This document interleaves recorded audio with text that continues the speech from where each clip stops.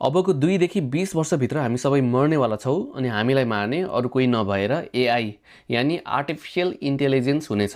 यो चाहिँ मैले भनेको होइन, बट वर्ल्डकै 2 जना टप एआई सेफ्टी एक्सपर्टहरूले आफ्नो नयाँ बुकमा भनेका छन्, जुन चाहिँ रिसेन्टली मात्र पब्लिस भएको छ।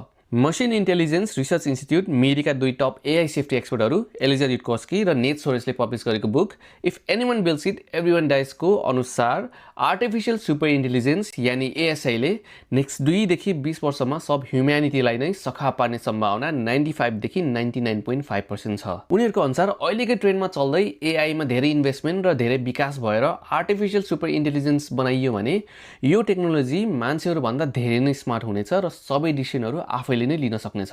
उनीहरूको अनुसार एआईले चाहिँ आफैले कसैको हेल्प बिना रोबोट आर्मिज बनाउन सक्छन्, पावर प्लान्ट्स अनि फ्याक्ट्रिजहरू रन गर्न सक्छन् अनि उनीहरू यति स्ट्रङ हुन सक्छन् कि ह्युमन डिफेन्सले उनीहरूको अगेन्स्टमा केही पनि गर्न सक्दैन। र यदि एएसआईले एक दिन मान्छे हामीलाई चाहिँदैन भनेर डिसाइड गर्यो भने रोबोटिक आर्मिज या सिन्थेटिक भाइरस युज गरेर हामीलाई सखाप नै पारिदिन सक्छ।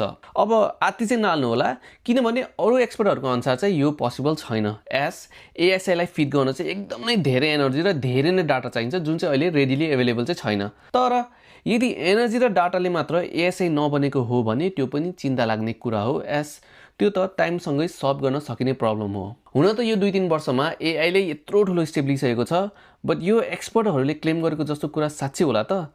तपाईँलाई के लाग्छ कमेन्टमा पक्का लेख्नु होला है।